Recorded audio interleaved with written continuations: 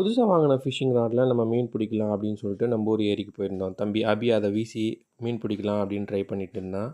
இழுத்துட்டே இருக்கும்போது திடீர்னு ஒரு தவளை வந்து டப்புன்னு அந்த துஷ்மன் ஃப்ராக அடிச்சது. அது ஒரு பொம்மை தவளைன்னு அந்த உண்மை தவளைக்கு தெரியாது.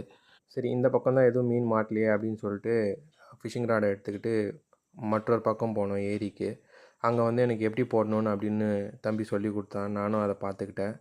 அந்த பக்கத்துலேருந்து வீசும்போது ஒரு 20, 25 ட்ரை கிட்ட பண்ணியிருப்பான் தம்பி. ஒரு மீனும் மாட்டவே இல்ல. அன்றைக்கி நம்மளோட டே அன்லக்கியான டே அப்படின்னு நினச்சிக்கிட்டு, திடீர்னு அபி ஒரு ஐடியா தோணுச்சு. அந்த ஐடியா என்னென்ன ஐடியான்னு பார்த்தீங்கன்னா, நம்ம ஏன்னா நார்மல் முள்ள கட்டி வீசக்கூடாது அப்படின்னு சொல்லிட்டு. அதுக்கப்புறம் என்ன பண்ணான்னா, அவங்ககிட்ட இருந்த நார்மல் முள்ள தூக்கி அதில் மாட்டலாம் அப்படின்னு பிளான் பண்ணி, அதுக்கப்புறம் மாட்டினதுக்கப்புறம் லாஸ்ட்டில் என்ன ஆச்சுன்னா, ஒரு ஜிலேபி மீன் மாட்டுச்சு. நல்ல ஒரு 1/4 கிலோ சைஸ் இருக்கும்.